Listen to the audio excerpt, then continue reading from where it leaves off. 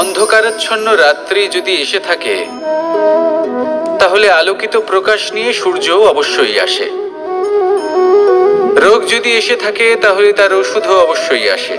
সমস্যা যদি আসে তাহলে সেই সমস্যার সমাধানও নিজে থেকেই আমাদের কাছে চলেই আসে। এই সংসার, এই জীবনের শুধুমাত্র একটাই নিয়ম আছে, আর তা হলো এটাই, এই সংসার হলো একটা চক্রের মতো। এতে শাশ্বত বলে কিছু নেই, নিত্য বলে কিছু নেই, আর যা কিছুই রয়েছে সব বদলাতে চলেছে। যদি আপনার জীবনে দুঃখ থাকে, সমস্যা থাকে, যদি আপনি বিপদ দ্বারা আচ্ছন্ন, তাহলে মনে রাখবেন সবকিছু বদলে যেতে চলেছে। দুঃখের সময় কাঁদবেন না, মনকে আরো দুঃখী করে তুলবেন না, কারণ এখানে যা কিছুই এসেছে তা যাওয়ার জন্যই এসেছে। তাহলে এত চিন্তা কিসের? আনন্দ সহকারে জীবন যাপন করুন, আর আমার সাথে ভালোবেসে বলুন রাধা রাধা। যদি কোনো সিংহ বানরের মতো গাছে চড়তে চেষ্টা করে তাহলে কি হবে? একটা মাছ যদি মাটিতে হাঁটতে চেষ্টা করে তাহলে কি হবে? তারা বিফলই হবে। কিন্তু এরকম কেন হয়? তার কারণ হলো প্রকৃতির রচনা কিছুটা এরকম। এখানে প্রত্যেকটি ব্যক্তিকে, প্রত্যেকটি প্রাণীকে আলাদা আলাদা গুণের অধিকারী করা হয়েছে এবং সকলকে একটা সীমাও প্রদান করা হয়েছে। এবার এই যে বৃক্ষ, পশু, পাখি, এদের মধ্যে সেই ক্ষমতাই নেই যে এরা নিজেদের যাচাই করতে পারবে, নিজেদের সীমাগুলো বুঝতে পারবে, নিজেদের সদ্গুণগুলো চিনতে পারবে। এরা সেটা করতে পারবে না। কিন্তু মানুষ তো আলাদা। মানুষের কাছে সেই বিশেষ শক্তি আছে যে তারা পূর্ণরূপে নিজেদের যাচাই করতে পারবে, নিজেকে পূর্ণরূপে বুঝতে পারবে, নিজের দোষ, নিজের অপগুণ, নিজের সদ্গুণ, নিজেদের সীমাগুলো তারা বুঝতে পারবে। আর এটা অত্যন্ত গুরুত্বপূর্ণ। কথায় আছে যে যদি সাফল্য লাভ করতে হয় তাহলে নিজেকে যাচাই করে নিতে হবে।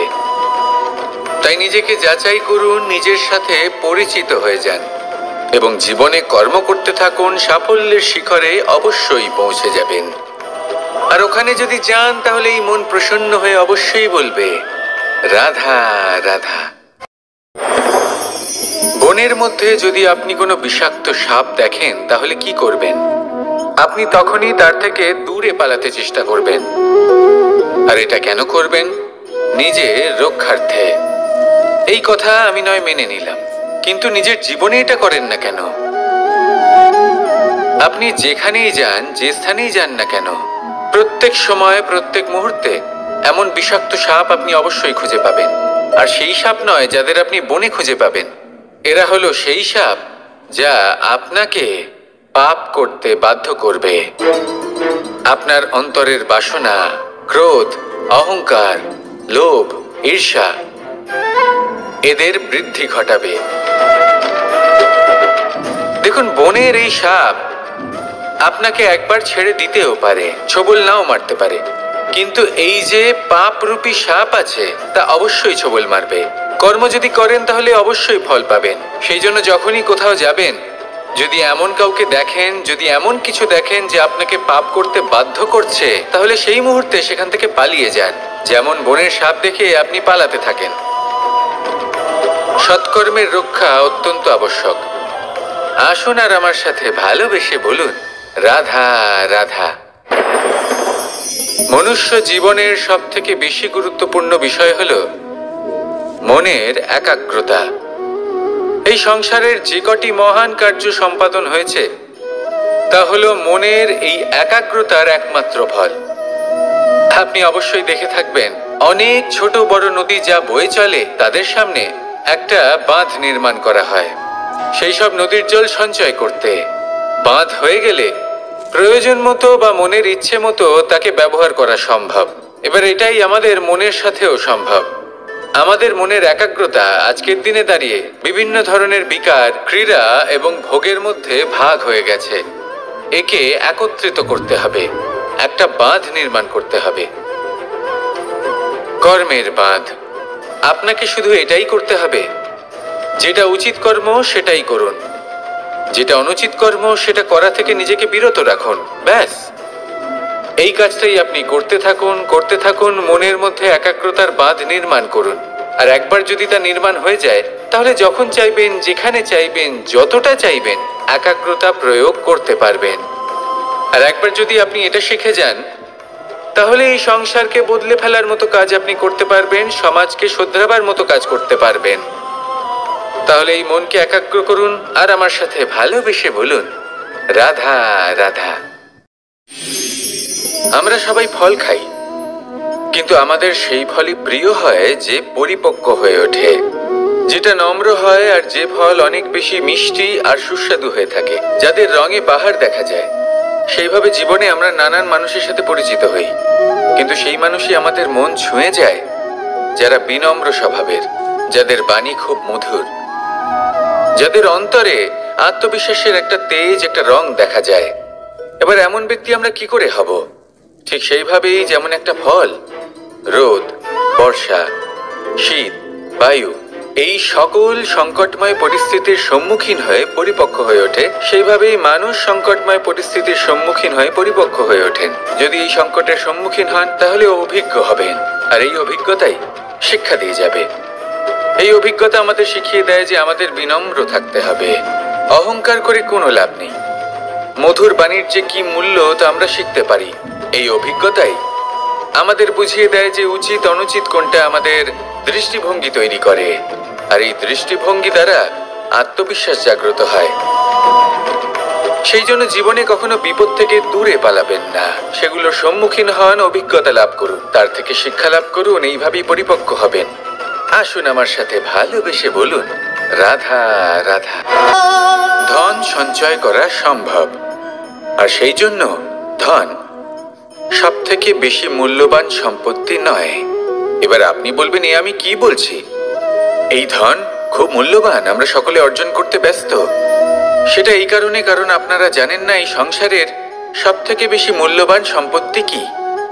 এ হলো সেই সম্পত্তি যা কখনো সঞ্চয় করা সম্ভব নয়। আপনার কাছে যতই ধন থাকুক, তা দিয়ে আপনি স্বাস্থ্য লাভ করতে পারেন, বাড়ি কিনতে পারেন, আদি ইত্যাদি, কিন্তু আপনি যতই ধনী হন না কেন, ফেলে আসা দিনের একটা মুহূর্ত আপনি লাভ করতে পারবেন না।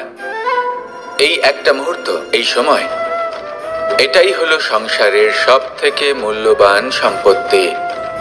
একবার চলে গেলে তা কখনোই ফিরে আসে না। আর এই মুহূর্ত যতই চলে যাক না কেন, আমরা স্মৃতির মাধ্যমে সেগুলি যাপন করতে পারি, তার আনন্দ উপভোগ করতে পারি। আর যার সাথে আমরা সময় অতিবাহিত করেছি, তার স্মৃতিতে আমরা চিরকাল জীবিত থাকতে পারি। সেই জন্য সময় সব থেকে মূল্যবান সম্পত্তি, তাকে এইভাবে নষ্ট করবেন না। প্রত্যেকটা মুহূর্ত উপভোগ করুন, আনন্দ করুন, আর ভালোবেসে বলুন, রাধা রাধা। কনক, কি সুন্দর একটা শব্দ। এর অনেকগুলো রূপ রয়েছে, অনেকগুলো অর্থও রয়েছে। প্রথম অর্থ হলো স্বর্ণ, অর্থাৎ সম্পত্তি। দ্বিতীয় অর্থ ধুতুরা, অর্থাৎ গাছের ছোট একটা বীজ, যা কিনা অত্যন্ত শক্তিশালী হয়। যদি বেশি মাত্রায় এর প্রয়োগ করা হয়, তাহলে এটা বিষময় হয়ে উঠতে পারে।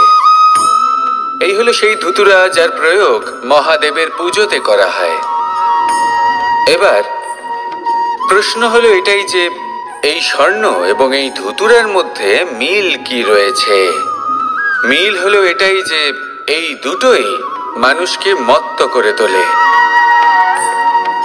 ধুতুরা মানুষকে তখন মত্ত করে যখন তাকে সেবন করা হয়, কিন্তু স্বর্ণ, ধন, সম্পত্তি, মানুষ এটা যতটাই অর্জন করে নেয় সেটাই যথেষ্ট। এই স্বর্ণ মানুষের ভাবনা চিন্তা করার ক্ষমতাকে বশ করে ফেলে। মানুষ সম্পত্তির লোভে মত্ত হয়ে ওঠে, কারণ যে যত চমৎকারী, যতটা অমূল্য হয়, তাকে সামলানো কিন্তু ততটাই কঠিন, তাই না? তাই মনে রাখবেন, ধন, স্বর্ণ, সম্পত্তি এগুলো ধুতুরার থেকেও অনেক বেশি বিষাক্ত হতে পারে। তাই এর ওপর আত্মসংযমের একটা কবচ পরিয়ে রাখবেন। এবং বিবেকের শক্তির সাথে এগুলো প্রয়োগ করুন, তবেই কল্যাণ হবে। আসুন আমার সাথে ভালোবেসে বলুন, রাধা রাধা। মানুষের জীবনে 3টি গুণ অত্যন্ত প্রয়োজনীয়: শ্রদ্ধা, বিনম্রতা, যোগ্যতা। যদি জ্ঞান লাভ করতে চান তাহলে শ্রদ্ধার প্রয়োজন, যদি মান লাভ করতে চান তাহলে স্বভাবে বিনম্র হওয়া প্রয়োজন, আর যদি মনোবাঞ্ছিত স্থান লাভ করতে চান তাহলে যোগ্যতার প্রয়োজন। বিষয়টা সহজ। শ্রদ্ধা আপনাকে জ্ঞান দেবে, নম্রতা আপনাকে মান, আর যোগ্যতা উচিত স্থান দেবে। কিন্তু যদি আপনি এই 3টি গুণ সম্মিলিত করেন তাহলে এমন কিছু লাভ করবেন যা এই সব কিছুর থেকে অনেক ঊর্ধ্বে। সম্মান। আর এ হলো সেই সম্মান যা প্রত্যেক মানুষের নিজের জীবনে লাভ করতে চেষ্টা করা উচিত। কারণ এই হলো সেই সম্মান যার কারণে আপনি চলে যাওয়ার পরেও এই সংসার আপনাকে ভালোবাসবে আর মনে রাখবে। আসুন আমার সাথে ভালোবেসে বলুন, রাধা রাধা। জীবনে গতি অত্যন্ত গুরুত্বপূর্ণ, মতিও হলো গুরুত্বপূর্ণ, এবং তার থেকেও বেশি গুরুত্বপূর্ণ হলো সঙ্গতি। একটা জলের ফোঁটা, তার মধ্যে গতি থাকে। প্রকৃতির মধ্যে তা লাভ করার ইচ্ছে নিহিত থাকে, কিন্তু এই যে সঙ্গতি তা নির্ধারিত করে যে এই জলের ফোঁটা ঝিনুকের মুখে পড়ে মুক্তোতে পরিণত হবে নাকি বিষাক্ত সাপের মুখে পড়ে বিষে পরিণত হবে। এবার দেখুন, এই জঞ্জাল স্বর্ণকারের দোকানের সামনেও থাকে এবং জঞ্জাল একজন ব্যবসাদারের দোকানেও থাকে, কিন্তু জঞ্জাল যা স্বর্ণকারের দোকানে থাকে তা ব্যবসাদারের দোকানের জঞ্জালের থেকে অনেক বেশি মূল্যবান, কারণ তার মধ্যে সোনার কণার সঙ্গতি থাকে। সেই জন্য জীবনে সঙ্গতির উপর বিশেষ গুরুত্ব দেবেন। যেমন সঙ্গতি তেমনই আপনি হবেন। আসুন আমার সাথে ভালোবেসে বলুন, রাধা রাধা। প্রত্যেক প্রাণী ভালোভাবে জীবন যাপন করতে চান, এটা তাদের স্বভাবে আছে এবং ভাবাটা অনুচিত নয়। কিন্তু একটা ভালো জীবনের গুরুত্বপূর্ণ অংশ কোনটা? বসবাসের স্থান। সেই স্থান যেখানে আমরা জীবন অতিবাহিত করি। এবার মানুষ ভাবতে পারেন যে একটা ভালো বাসস্থানের অর্থ কি? সেই স্থান যেখানে সহজে জল পাওয়া যায়, যেখানে শুদ্ধ বায়ু পাওয়া যায়, যেখানে আনাজ উৎপন্ন হয়। এটা জীবনযাপনের জন্য পর্যাপ্ত বটে, কিন্তু ভালো জীবনযাপনের জন্য আরও একটা কথা আপনাকে বুঝতে হবে। সাধু, জ্ঞানী, পণ্ডিত ব্যক্তি, এই সকল মহাপুরুষ, এনাদের যে বাসস্থান তা অত্যন্ত বিশেষ হয়।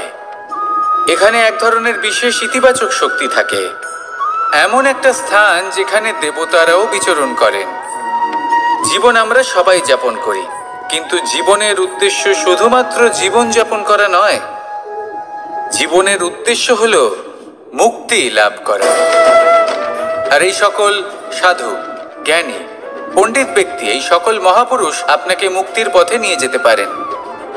কারণ এরা হলেন সেই মহাপুরুষ যারা নিজেদের অন্তরের বিকার, অহংকার, ক্রোধ, বিদ্বেষ এই সকল দোষগুলিকে ত্যাগ করেছেন, এদের উপর বিজয় লাভ করেছেন। এমনই একজন ব্যক্তি আপনাকে মুক্তির পথে নিয়ে যেতে পারে।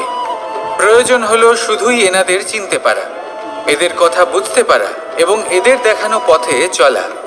যদি আপনি এটা করতে পারেন তাহলে এই মন প্রফুল্ল হয়ে বলবে, রাধা রাধা। আমি এখানে একা এই বনে বসে আছি, বাঁশি বাজাচ্ছি। কার জন্য? কে আছেন এখানে? কেউ নেই। আমার প্রজা, আমার রাজ্য, আমার পরিবার আমার থেকে অনেক দূরে আছেন। আমি এখানে একা এই বনে বসে এই আকাশের এই রঙের, গাছের এই সব ফলের, মাটির সুবাসের আনন্দ উপভোগ করছি। কেন? আমি হলাম দ্বারকাধীশ। এমন কি রাজকীয় বা ভৌতিক সুখ রয়েছে যা আমি ওখানে পেতে পারি না? সবকিছুই পেতে পারি, তাও এখানে বনে একা বসে আছি। কোন সুখ খুঁজে চলেছি? একা থাকার সুখ। আমরা প্রত্যেকদিন অনেক মানুষের সাথে, চিন্তাধারার সাথে, কর্মের সাথে, পরিস্থিতির সাথে, সুখ দুঃখের দ্বারা বেষ্টিত থাকি। জীবনের এই চক্রে আমরা জড়িয়ে পড়তে থাকি। যতই আমরা এই সমস্যার সমাধান করি, আমরা ততই এতে জড়িয়ে পড়ি। আমরা এতটাই জড়িয়ে পড়ি যে যখন আমরা আয়নায় নিজেদের দেখি, তখন আমরা নিজেদের চিনতেই পারি না। এমন মনে হয় যেন আমরা নিজেদের হারিয়ে ফেলেছি। সেই জন্য প্রত্যেক দিন আপনি কিছু সময় নিজের সাথে কাটান একান্তে। এটা অত্যন্ত আবশ্যক। নিজের অস্তিত্বের গভীরে গিয়ে দেখতে শিখুন, নিজেকে বুঝুন। অদ্ভুত শান্তির অনুভূতি হবে। যেমন এই বায়ু, এই বৃক্ষ, এই পুষ্প, এই নিসর্গ, এদের মতো আপনিও কখনো একলা হতে শিখুন। কখনো নিসর্গের একটা অংশ হয়ে দেখুন। এই মন প্রসন্ন হয়ে বলবে, রাধা রাধা। ওমা, এ কি? আমি কখন থেকে এখানে অপেক্ষা করছি, হাত পেতে দাঁড়িয়ে রয়েছি যাতে একটা ফল আমার হাতে এসে পড়ে এবং সেটা আমি খেতে পারি। কখন থেকে অপেক্ষা করছি, কিন্তু সেটা হচ্ছেই না। এবার আপনি বলবেন যে এসব কি বলছি, এ কি অদ্ভুত কথা বলছি। যদি ফল খেতে হয় তাহলে আমাকে বৃক্ষে চড়তে হবে, ফলের কাছে পৌঁছতে হবে, তবেই তো ফল পাবো। এবার এটা অত্যন্ত সহজ ব্যাপার, কিন্তু এই বিষয়টা আপনি নিজের জীবনের প্রসঙ্গে ভেবে দেখুন। লক্ষ্য কোথায় আছে আপনি জানেন, সেই লক্ষ্যে পৌঁছানোর পথ কি সেটাও আপনি জানেন, সেই পথে চলার ক্ষমতাও আপনার রয়েছে, কিন্তু তাও আপনি নিজের লক্ষ্য লাভ করতে পারছেন না। কেন? কারণ আপনি অপেক্ষা করছেন যে লক্ষ্য আপনার সামনে চলে আসবে, কিন্তু তা হয় না।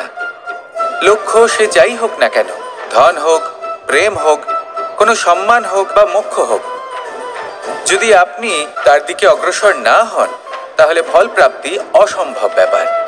তা কোনোদিনই হবে না। সেই জন্য আপনার চোখের সামনে আপনি যদি নিজের লক্ষ্যকে দেখতে পান, তাহলে উঠুন এবং সেই দিকে অগ্রসর হতে শুরু করুন। নিজের অন্তরের সকল অশুভ গুণ দূর করুন, অলসতা ত্যাগ করুন, অজ্ঞানতা ত্যাগ করে দিন এবং চলতে থাকুন। অবশ্যই মনোবাঞ্ছিত ফল লাভ করতে পারবেন। মনে রাখবেন, চলতে থাকলে তবেই লক্ষ্য প্রাপ্তি হবে।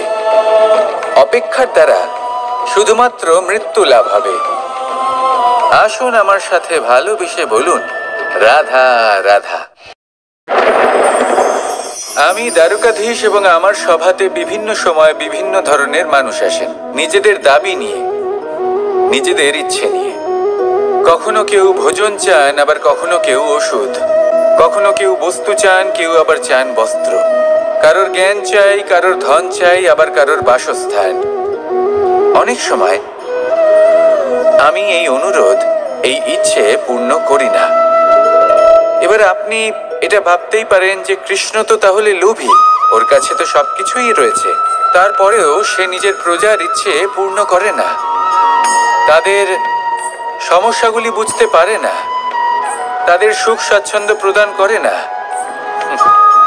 আসল সত্য হলো এটাই যে কোনো সবল ব্যক্তি, যে কোনো গৃহস্থ ব্যক্তি যে কাজ করতে সক্ষম, তার পরিশ্রম দ্বারাই নিজের প্রয়োজনগুলি এবং ইচ্ছেগুলি পূরণ করা উচিত। এটা অত্যন্ত প্রয়োজনীয়। আর এগুলো তিনি করতে পারেন শিল্প, ব্যবসা, আচরণ অথবা জ্ঞানের ভিত্তিতে। এই পথে চলতে হবে, পরিশ্রম করতে হবে, তবেই সে কিছু অর্জন করতে পারবে। এবার এমন কোনো ব্যক্তি যার এই সব কিছুতে কোনো রুচি নেই, যে কিছুই করতে চায় না, সে কিছুই অর্জন করতে পারবে না। এবার এরকম কোনো ব্যক্তিকে যদি আমি কোনো বস্তু প্রদান করি, তাহলে কি হবে? সে পরাধীন হয়ে যাবে, আর সেটা উচিত হবে না। তাহলে কি করা উচিত? তাকে পথ দেখানো, তাকে বোঝাতে হবে যে কোন পথে চলে তুমি নিজের লক্ষ্য প্রাপ্ত করতে পারবে। শিল্প, জ্ঞান, আচরণ এবং ব্যবসা, এই পথে কিভাবে চলে সেটা শেখাতে হবে। আর আমি সেটাই করি। তার ফলে কি হয়? ব্যক্তি স্বাধীন হয়ে যায়। সংসারে সে যা চাইবে তাই প্রাপ্ত করতে পারবে, কখনো কারোর থেকে কিছু চাইবার প্রয়োজন পড়বেই না। এই কথাটা সবসময় মনে রাখবেন। যখনই দান করবেন তা ভাবনা চিন্তা করে এমন ভাবে দান করবেন যাতে সামনের ব্যক্তি স্বাধীন হতে পারেন, পরাধীন নয়। আসুন আমার সাথে ভালোবেসে বলুন রাধা রাধা করতে শিখুন। পাণ্ডবরা বন থেকে এসেছিলেন। ওনাদের কাছে না কোনো ধন ছিল, না কোনো সম্পদ, না বিদ্যা। নিজের পরিশ্রমের দ্বারা ওনারা বিদ্যা অর্জন করেছিলেন, আর তার দ্বারাই সম্পদ অর্জন করলেন আর ধনও অর্জন করলেন। এই পাণ্ডব ছিলেন অত্যন্ত কুশল এবং শক্তিশালী। যুধিষ্ঠির নিজের পরিশ্রম দ্বারা এমন জ্ঞান অর্জন করেছিলেন যে এই সংসার ওনাকে ধর্মরাজ যুধিষ্ঠির অভিহিত করেছিল। দেখতে গেলে পাণ্ডবদের কাছে সবকিছুই ছিল, কিন্তু যখন বিষয় এলো আরো ধন লাভ করার, তখন যুধিষ্ঠির, যিনি পাণ্ডবদের মধ্যে জ্যেষ্ঠ, তিনি সকল পাণ্ডবদের সাথে দ্যুতক্রীড়ায় অংশগ্রহণ করে ফেললেন। এর ফলে না শুধু ধনলক্ষ্মী, ধর্মলক্ষ্মী, বিবেক লক্ষ্মীকেও হারালেন, আর শুধু তাই নয়, নিজের গৃহলক্ষ্মী দ্রৌপদীকেও হারিয়ে ফেললেন। এর কারণ কি? ভুলে গেলেন খুব সহজ একটা কথা।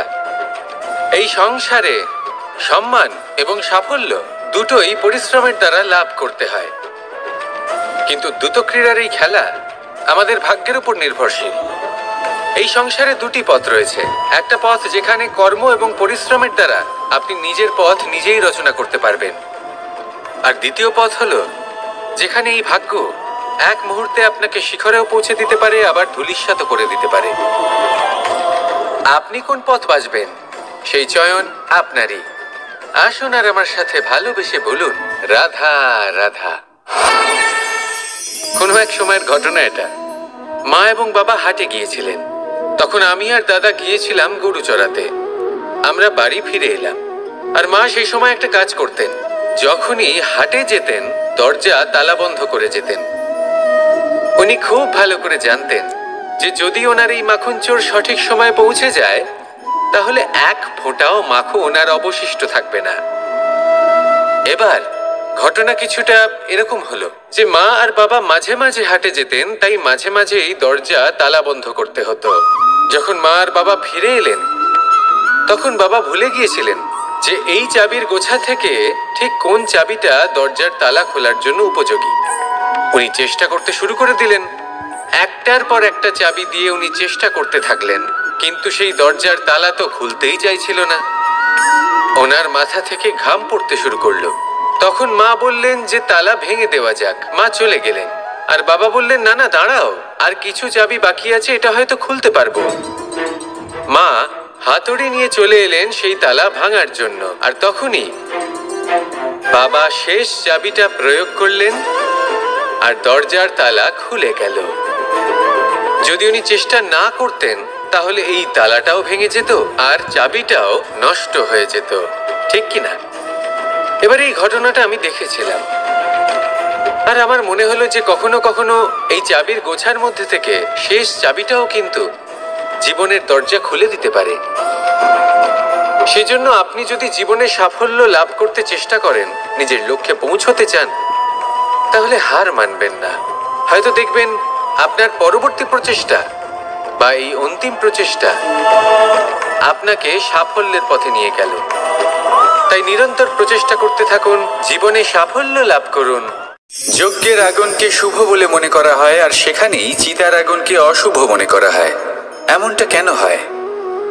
এখানে বিষয়টা হলো লক্ষ্য, বিচার এবং সঙ্গের। যখন আমরা যজ্ঞ করি তখন আমাদের লক্ষ্য কি হয়? পরিবেশকে আরো পবিত্র করে তোলা, ইতিবাচক করে তোলা। আমাদের লক্ষ্য শুভ হয়। তারপরে আসে বিচার। এই পরিস্থিতিতে সেই বিচার হলো অগ্নি। স্ফুলিঙ্গ থেকে তীব্র আকার ধারণ করে সমস্ত কাঠকে পুড়িয়ে দেয় এবং সুগন্ধ ছড়িয়ে দেয়। অর্থাৎ যদি আপনার লক্ষ্য শুভ হয় তাহলে তার নিজেই শুভ বিচারধারাকে আমন্ত্রণ জানায়। এই শুভ বিচার তখনই আসবে যখন আপনার সংকল্প শুভ হবে। অন্যদিকে হলো চিতার আগুন। এর লক্ষ্য কি? একটা দেহকে পরধামে পৌঁছে দেওয়া। সবার শেষে সবকিছু আপনার উপরে নির্ভরশীল যে আপনি কোনটা চয়ন করতে চান।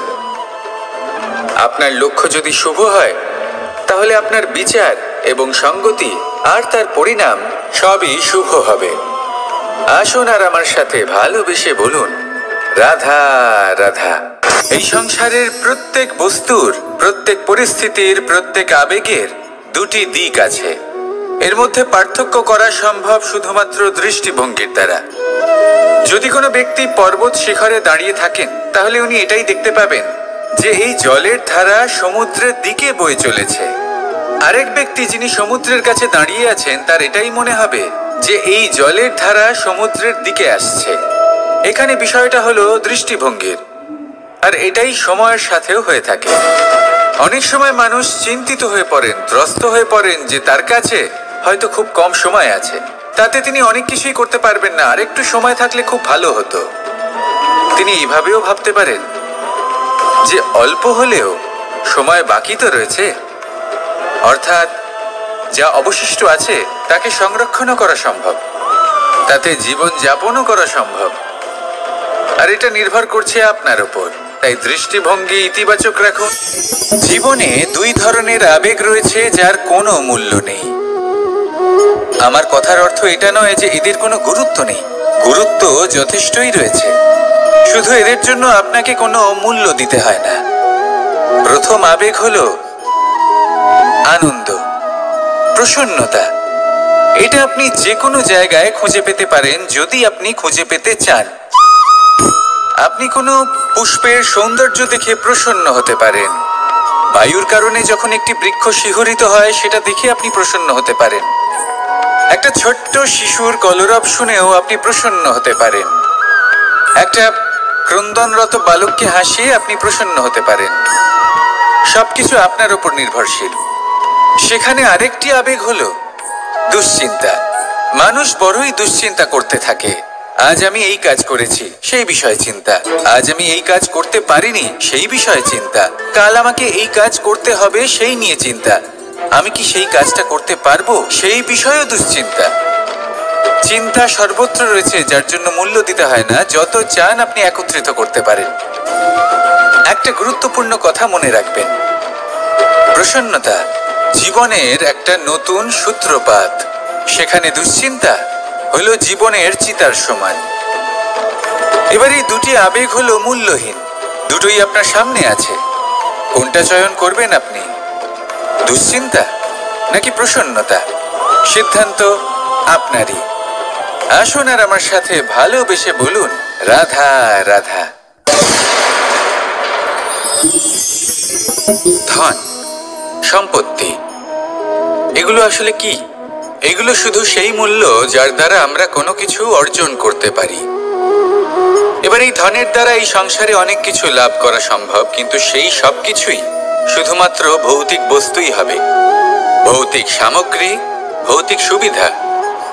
অর্থাৎ আপনার কাছে যতই ধন থাকুক তা আপনাকে শান্তির ঘুম এনে দিতে পারবে না, আপনাকে জীবনের বাস্তব সুখের অনুভূতি লাভ করাতে পারবে না, কারণ এগুলো ভৌতিক ধন। এই ভৌতিক বস্তুই অর্জন করাতে সক্ষম। বাস্তবিক ধন কি? যদি এই প্রশ্ন আপনার মনে আসে তাহলে তার উত্তর আমি আপনাকে দেব একটা উদাহরণের মাধ্যমে। কখনো আপনি শুনে থাকবেন যে একজন পিতা আজীবন অনিষ্ট করেন, অনর্থ করেন, খারাপ কাজ করেন শুধু ধন অর্জনের জন্য। তিনি ভাবেন যে আমি ধন অর্জন করব আর নিজের সন্তানকে একটা উজ্জ্বল ভবিষ্যৎ প্রদান করব, একটা সুখ স্বাচ্ছন্দ্যময় জীবন দান করব। এবার সন্তান যখন জন্ম লাভ করে তখন সে ভাগ্যের জোরে সেই ধন ভোগ করে। যেরকম সে পায় সেরকমই তার ব্যবহার সে করে। কখনো আপনি এটাও দেখে থাকবেন যে সেই সন্তান সমস্ত ধন নষ্ট করে ফেলে, আর সেই পিতা যিনি সমস্ত ধন সঞ্চয় করেছেন, যিনি সেই ধনের প্রভু, আজ সেই ধনের প্রহরী হয়ে রয়েছেন। এবার এরকম কেন হয়? এরকম তখনই হয় যখন সেই পিতা বুঝতেই পারেন না যে তার জীবনের আসল ধন কি। সেই আসল ধন তার সন্তানকে সে দিতেই পারে না।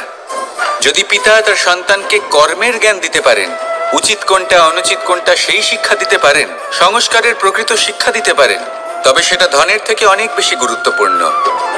এটাই হলো জীবনের বাস্তব ধন। আপনি সেই কথা তো অবশ্যই শুনে থাকবেন, কুসন্তান হলে ধন সঞ্চয় করে কি হবে, সুসন্তান হলে ধন সঞ্চয় করে কি হবে? সন্তান যদি কুপুত্র হয় তাহলে সব নষ্ট করে ফেলবে, আর সন্তান যদি সুপুত্র হয় তাহলে ধন থাকুক না থাকুক সে নিজেই কর্মের পথে অগ্রসর হয়ে ধন অর্জন করবে আর নিজের জন্য এক উজ্জ্বল ভবিষ্যৎ করে তুলবে। তাই সন্তানকে সম্পদ দেওয়ার আগে কর্মের জ্ঞান দান করুন, সুশিক্ষা দিন, কারণ এটাই হলো জীবনের প্রকৃত ধন। আসুন আর আমার সাথে ভালোবেসে বলুন, রাধা রাধা। একবার একটা শেয়াল বনে বিচরণ করছিল। ও একটা ছোট্ট শাবক দেখতে পেল। ও ভাবলো, আজ একেই আমি খাবার হিসেবে গ্রহণ করব। আশেপাশে দেখলো কেউ দেখছে না তো, কেউ ছিল না, আর সেই শাবকের উপর আক্রমণ করলো, যা হলো একটা ঘোর অপরাধ। বনের নিয়ম অনুসারে আপনি কখনোই শাবকের উপর আক্রমণ করতে পারেন না। তারপর এই খবরটা যখন রাজা সিংহ জানতে পারলেন, সভার আয়োজন করলেন। কিন্তু সেখানে শেয়াল বলল, আমি তো এরকম কিছু করিনি। কিন্তু যদি আপনি এরকম বলেন, কোনো প্রমাণ দিন, এর কোনো সাক্ষী আছে? তখন রাজা সিংহ পেঁচাকে ডেকে পাঠালেন, যে সেই মুহূর্তে বৃক্ষের শাখার উপর বসেছিল। সে সব কিছু দেখেছিল। পেঁচা সব সত্যি কথা বলল, আর শেয়ালকে মৃত্যুদণ্ড দেয়া হলো। এবার এই কাহিনী আমি আপনাকে কেন শোনালাম? কারণ মানুষও কখনো কখনো এরকম কর্ম করেন যা শিয়াল করেছে। এটা ভাবেন কেউ দেখছে না, যখন আমি অনুচিত কর্ম করতেই পারি। কিন্তু না, আপনি যাই করুন না কেন, কেউ না কেউ অবশ্যই তা দেখছে। কোনো ব্যক্তি না হলেও কোনো প্রাণী, না হলে কোনো যক্ষ বা দেব বা প্রেত। যদি এনারা কেউ না দেখেন, তাহলে ধরিত্রী মাতা দেখেন, যেখানে দাঁড়িয়ে আপনি সেই কর্ম করছেন, তাই না? তাই একটা কথা সবসময় মনে রাখবেন, কে দেখছেন কে দেখছেন না সেই বিষয়ে ভাবা ছেড়ে দিন। এটা খুব সহজ কথা। আপনি যদি উচিত কর্ম করেন, উচিত ফল পাবেন। যদি অনুচিত কর্ম করেন, তাহলে আপনি অনুচিত ফল অবশ্যই পাবেন। সেই জন্য উচিত পথে চলতে থাকুন, উচিত কর্ম করতে থাকুন, আর আমার সাথে ভালোবেসে বলুন, রাধা রাধা। আমরা সবাই জীবনে নিজের জন্য সবচেয়ে ভালোটাই চাই, সবচেয়ে ভালো সুবিধে পেতে চাই, সবচেয়ে বেশি সম্মান পেতে চাই। কিন্তু সবার পক্ষে এই সব পাওয়া কি সম্ভব? হ্যাঁ, নিশ্চয়ই। শুধু একমাত্র বাধা সময়। আমাদের জীবনের কোনো স্থায়িত্ব নেই। তাই যদি সময়ের সদ্ব্যবহার করেন, তাহলে একটু সুবিধে হতে পারে। এবারে দেখুন, যাদের সবসময় স্বপ্ন দেখতে ভালো লাগে, তার জন্য রাত্রি কম পড়ে যায়। আর যারা স্বপ্ন পূরণ করতে চান, তাদের জন্য দিন কম পড়ে যায়। যারা সম্মান পেতে চান, তাদের জন্য সব সময় পরোপকার কম পড়ে যায়। আর যারা জ্ঞান অর্জন করতে চান, তাদের জন্য মনোসংযোগ। জীবনে যদি নিজের লক্ষ্যে পৌঁছতে চান, তবে সময়ের বিভাজন আপনাকে ঠিক করতেই হবে। মনে রাখবেন, রাধা রাধা। লোকে বলে জীবনে মেলামেশা করা অত্যন্ত আবশ্যক। এতে সম্পর্কের আধারও হয়, আবার ব্যবসাও চলে। কিন্তু সবচেয়ে বেশি গুরুত্বপূর্ণ হলো ব্যবহার। তাই এই বিষয়ে ভাবুন, আপনার জীবনে কে আপনার সাথে মেলামেশা করবে তা নিশ্চিত করে সময়। আপনি আপনার জীবনে কার সাথে মেলামেশা করবেন তা নিশ্চিত করবে আপনার হৃদয়। আপনি যাদের সাথে মিশছেন, তাদের হৃদয়ে আপনি কতক্ষণ থাকবেন তা নিশ্চিত করবে আপনার ব্যবহার। নিজের ব্যবহার ভালো রাখুন, সব ভালোই হবে। রাধা রাধা।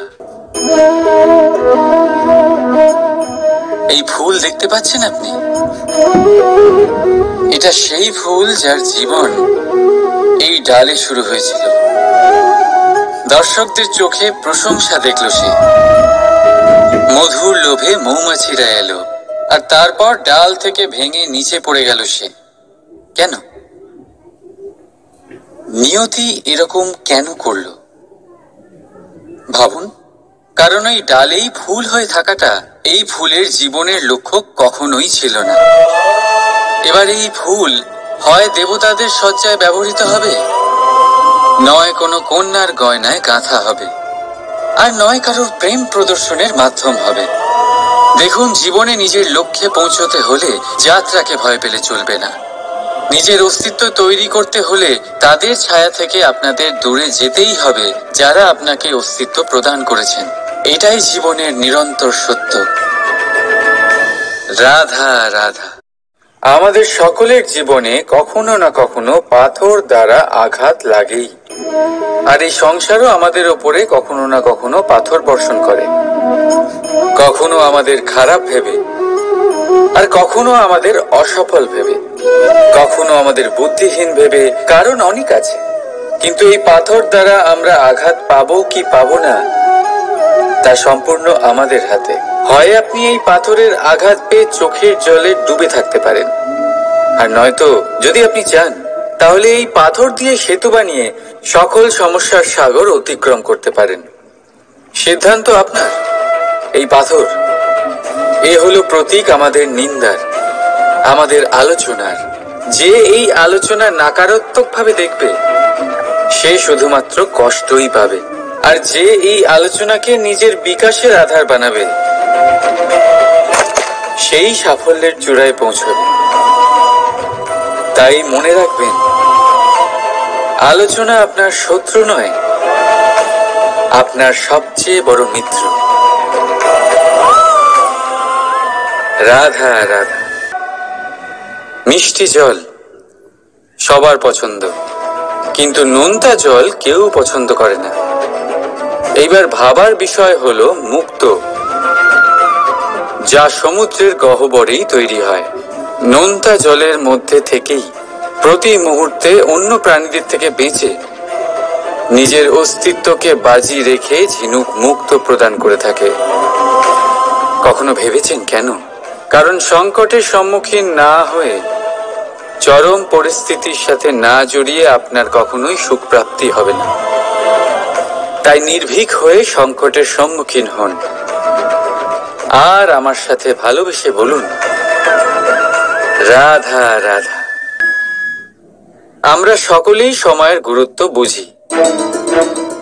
সময় আমাদের তৈরি করে, আর সময়ই আমাদের নষ্ট করে দেয়।